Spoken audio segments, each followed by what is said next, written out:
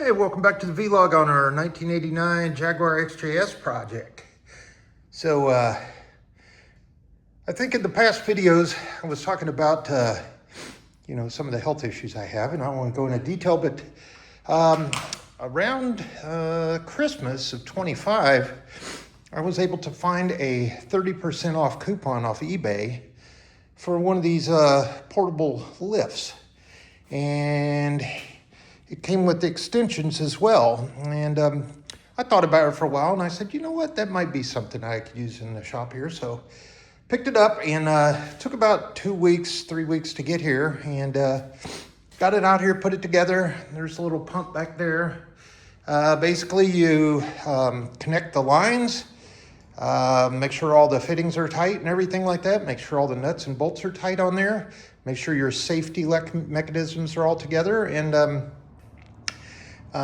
you do have to go to like Walmart or AutoZone and get you a gallon of 40 weight hydraulic fluid, AW45, I think it is. I went to O'Reilly's there. You see that hydraulic oil there. So you're going to need a jug of that just to put in the reservoir in the pump.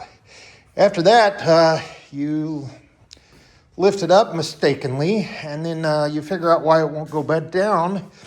And then you stand on it, and it'll go back down. And then you put it under your car, and you lift it up. And I've got it on the highest setting here. As you see, I've pulled off the wheels and tires off the project. And I discovered some other stuff. We'll get into it in just a minute. But give you a little update. So everything up in the engine bay is all cleaned up, nice and put back together. Zip tied, replaced the zip ties where they needed to be. And I'm still waiting on a couple of things. I replaced some of the vacuum lines that were going on this fuel pressure regulator here with some just aftermarket vacuum line. And then didn't see any wiring in there, knock on wood, that needed to be replaced. The only one that I've discovered is down on the distributor, that I guess that magneto pickup that's in there for the exciter wheel. Those were kind of rubbery feeling. So hopefully those will last a little bit longer. I went ahead and got all the fuel injection back together, all the hoses, lines, and everything like that back together. So if you're working on one of these cars, these Jaguar V12s, again, they're intimidating, but they're not hard to work on. It's just a lot of take your time, follow the process. There's several other videos out there how to do it. This video series is just a vlog of basically the progress and what you can do, similar to what I'm doing. All right, so as you know, you're not supposed to pressure washer, over 45 degrees, but I have a high pressure nozzle on my pressure washer, and it's just one of those cheap little $60 Ryobis that you get at like Home Depot. And I've had it for several years, but I went ahead and I used that just in some various areas. I didn't get it on any wiring or lines or anything like that. But some of the places that really were gunked up, like the front of the engine there, were on the aluminum and the steel, and then obviously on the frame support down there. And then actually this past week, I climbed up underneath the car and sprayed off all the oil pan and the transmission pan, and then I got back here in the back. And the reason for that is I want to go back and double check all the brakes and everything like that. So the funniest thing is those kind of, I guess, pewter looking right there hubs, axle hubs, were and actually that's the housing that your drive shaft, or your I guess I'll call them drive shafts, but for your hub here. And there's a little plastic cap right there. Basically, you pop that off and you pump that full of grease, because there's U-joints down here, up there, up there. There's U-joints all over this car. And there's several grease fittings. I mean, little zerts everywhere you wouldn't even think on a normal car. They have them on this. So I got some of that Lucas Red and Tacky over there. I'll go over there in just a minute. I want to talk about some products. But coming together really nice. I love this little jack thing. It gives you about 2.5 feet of clearance from the top of the lift, and then you get these little lift assist blocks you see right there that you can use on your jack points. And that way you don't damage the vehicle. And if you wanted to, you could actually take like a Sawzall or something and cut a slot in it, and then you could put them up against a pinch weld and not damage your, the underside of your body of your car. Now, while we're over here, brake rotors, brakes look okay. There's enough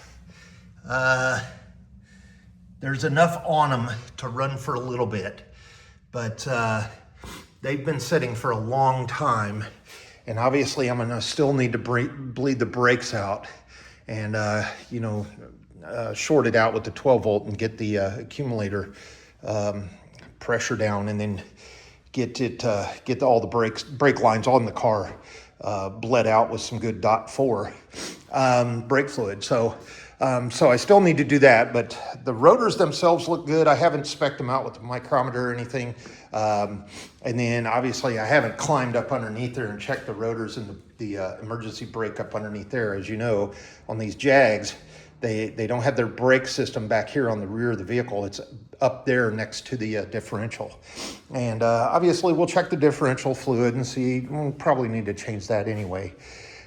But while I was over here, I wanted to shine a light down here, and some of the stuff that I discovered is kind of interesting. So we've got, when I was cleaning, I found that on the valve cover gaskets themselves, or the cam cover gaskets right here, they're actually been replaced, because I can see where on both the front and on the back where the half moons go, I could see some of the RTV sealant that has kind of been squished out. So somebody's done that in this vehicle's life. So we're not gonna have to do that.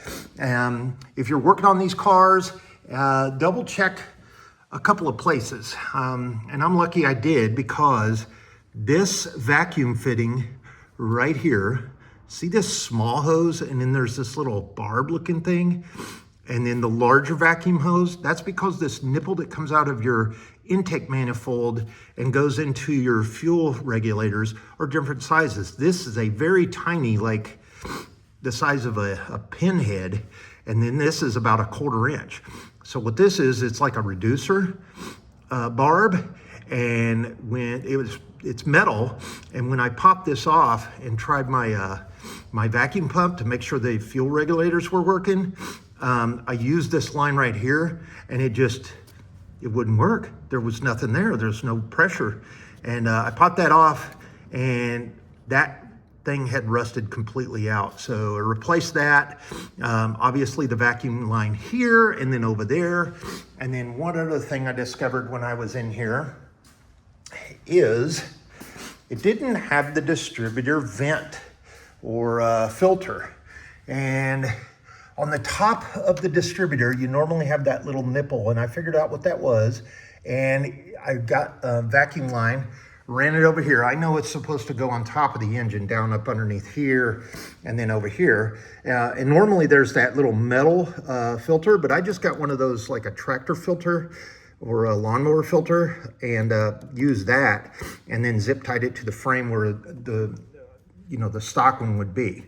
The other thing I found out is, on the front of the engine, I'm gonna have to get a light and come back over here, but if you can see the water pump right there, see how it's kind of aluminum looking?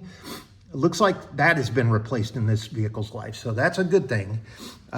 There is no fluid in the power steering pump, and that power steering, I'm gonna come back with the light, but anyway, that power steering line system that was hanging down on the front of the frame, that's supposed to have some cable clamps up there to hold it up against the frame and not dangle down. And I'll show you what I'm talking about in just a minute when I grab the light.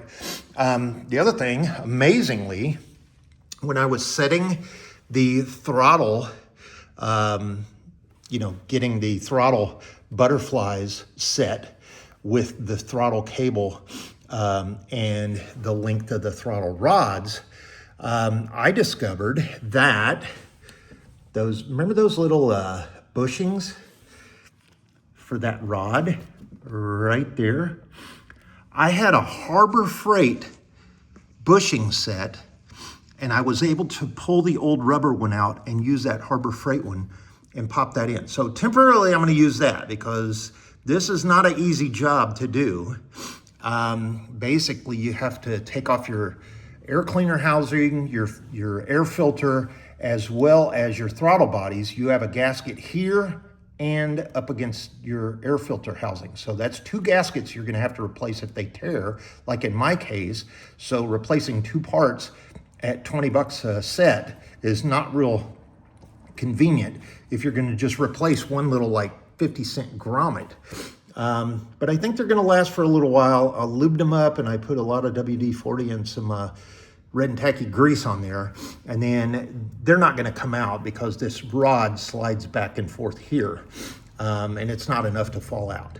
And then I measured the throttle rods, and then I got my feeler gauges and I set the butterflies. I think it's like 0.06 millimeters or something of opening, and you wanna have them both at the same time open. So whenever you hit the gas pedal, they both have the same, the butterfly opens at the same time.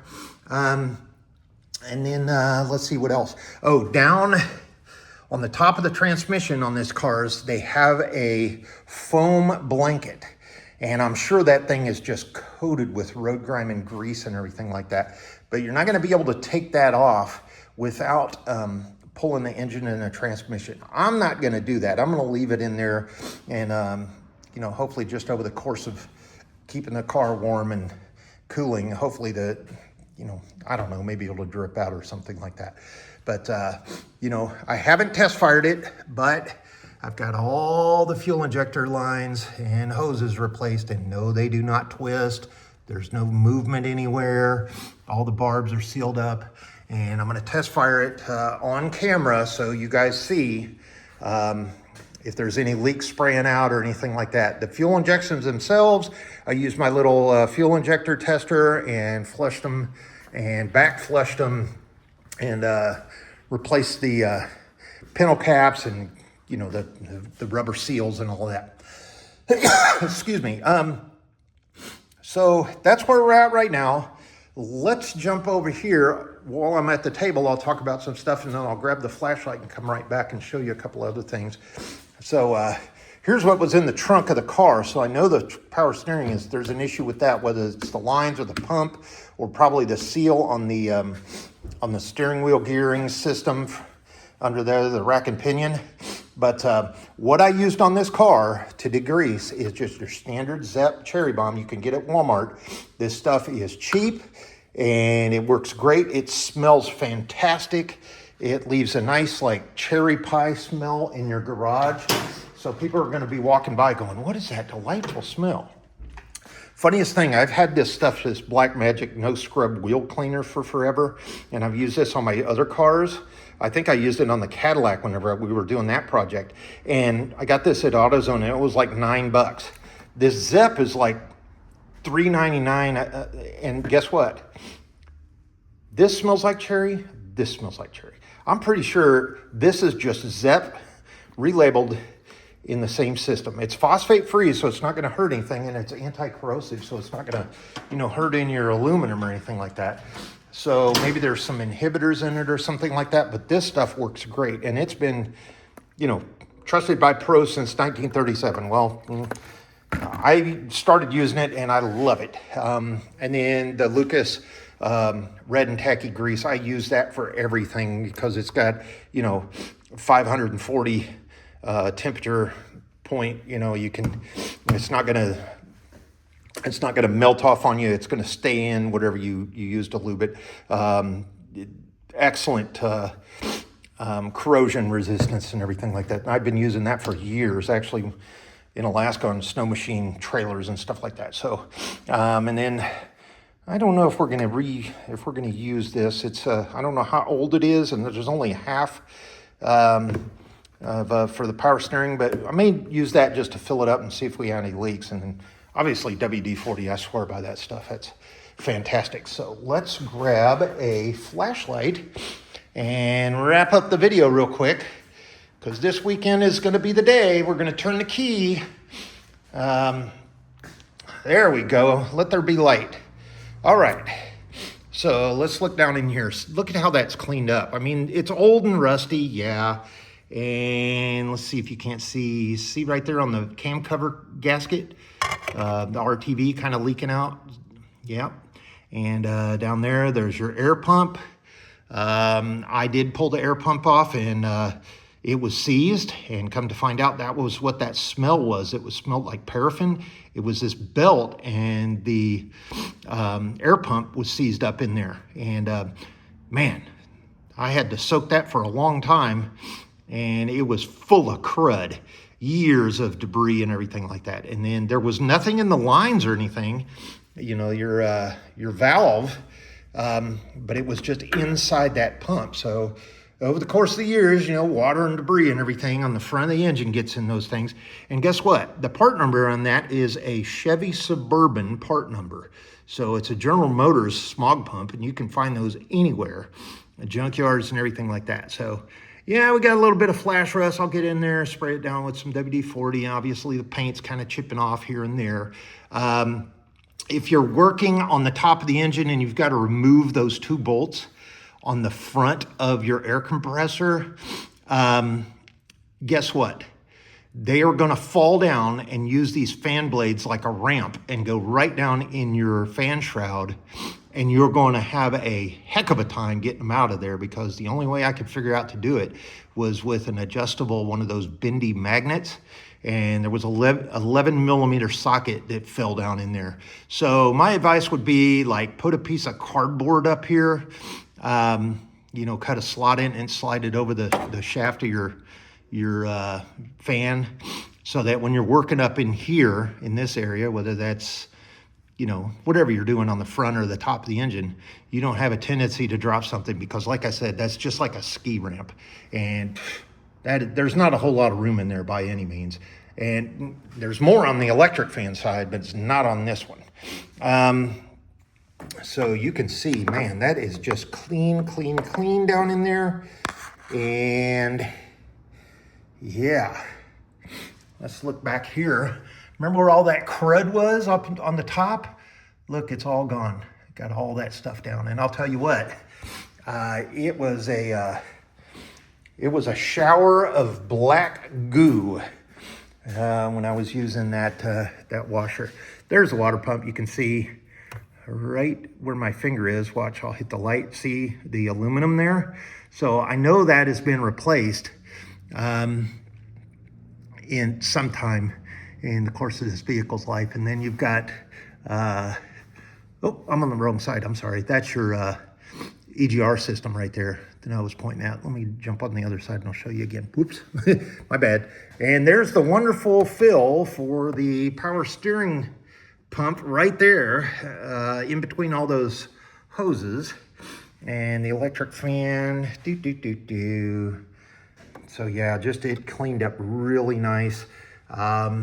You know, that WD-40 is gonna burn off as usual, but you know, it's a rust preventative. Look down in here, look at that transmission housing, you know, clean that all up as much as we could. And then it looks the same on the bottom. I'm not gonna jump underneath there. I'll shine the light here and show you from a kind of bending position, but look at this. See all that all cleaned up, everything under there. And it looks the same in the back. We've got them all cleaned up. Now, let's wrap up the video, but let's do it over here with these wheels and tires, because, pardon the flashlight here, let's get that out of the way. Pulling those off was fun because the little spinner thing didn't spin, so you had to kind of get down in there with your with the lug wrench or lug nut socket and get those off. But these tires, where's the date code on here? Is that it? No, let's see. Where are they? I think that's 0108. Obviously, it's not 8 of 20, so 0108. So 2008, these tires, and look at them, how they cleaned up. And look at the wheels. Just absolutely flawless. There's no road grime on there anymore or anything like that. What I did was I power washed everything, and then I came back with that Zep. After they were dry, I put the Zep cleaner on them, let it set for a little while, and then I sprayed them off again with the power washer. Then I came back and I've got WD-40 on there, and that's what makes them so shiny and everything like that. So, you know, we'll wash that off, and then we'll put some, no, I don't know, something on there. But none of them have any valve stem caps, so they were all semi-flat. I think one of these tires had 17 pounds of pressure in them. But look at the tread. I mean, these things are almost 20 years old, and they look like that. So this thing has been, they've probably got flat spots all somewhere, you know, from sitting for a long time. But yeah, I mean, I'm pretty impressed. Pretty impressed with the, you know, the $1,500 car here. So yeah, that's progress. That's where we're at. I found a couple of parts that I'm going to have to get. The lower, I guess they call them rock guards that would go on this side and the other are missing. So I think that's going to be a junkyard find, because there's all kinds of XJSs out there. And the same thing over here. This is this one was missing. And there's the vapor canister up in there. But the important part about this one is the lower side of this one has that little door and the little cubby for the spare key. Is where they're usually hidden on these, and it's missing. So obviously there went the key, and that's why we had to rekey the car, and obviously that's why somebody tried to hotwire it and jammed a screwdriver and everything else in the ignition. We had to replace that. But hey, look, I replaced the little antenna grommet. Ooh. All right, so that's where we're at. Let's do one final thing. I'll open up the trunk here, and I need some help, you Jag guys. I need to know where to get these Lucas brand license plate or number plate lenses. Not the light bulbs, just this plastic lens here and here, because over the course of time, it looks like all the debris that's on the back of the trunk and everything and up underneath here has just totally eaten those away. And it looks like they are 4 screw. There's a screw here, a screw there, there's one down there and one right there, and they've just been eaten away. But you can still see almost see the Lucas stamp on them. Let's see, can you? Almost. So anyway, if anybody has a source for those two, just those 2 little things, probably not available, or nobody has them, or they're worth a lot of money. So, but if anybody has a source on those, I'd appreciate it. Hit me up in the comments down below. Here is the trunk, and I've still got my charger back there, and got the battery that we got rigged up. And yeah, I know it's backwards, but there's a reason for that. I've got the cables going that way so that I can get the housing on, because when I turned it the other way, the cables wouldn't go far enough down into that little bracket. So it'll be okay. It'll be okay. I'm going to put the rubber housing on there, and then the plastic housing, and obviously you got the carpet before the fuel tank, and it's just going to ground out if it hits the fuel tank anyway.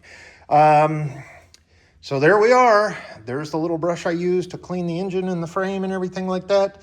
And here's the old air filters. I could probably throw those away because trash day is tomorrow. I'll do that. Boy, those things are just horrible. They're they're no longer paper or anything. It's hard to describe how that feels. It's like a I don't know, a roll of scroll. Send a raven to Winterfell. All right, so that's where we're at. Get the carpet back over there for the antenna, little place there. And this doesn't have a CD changer or anything like that. But yeah, the lights under there work and everything. Look at that. Boop, boop, bloop. All right, folks, so a couple of days, we're going to come out here. We'll turn the key together. I'll get you up on the tripod, and we'll see if we blow any fuel all over the place. It's got fresh fluids in it, and by the time I turn it over, I will have replaced the brake fluid in there. It's got brand new coolant. It's got brand new oil. I did not replace the transmission fluid. And what else did we need to do? That's it. You know, all the lubrication points that needed to be done are done as far as the engine's concerned. So we'll jump back out here. So thanks for watching. And yeah, if you're interested in one of these lifts, you know, wait until you get one of those eBay coupons and take them up on the offer. Save you a lot of money. All right, take care. Bye.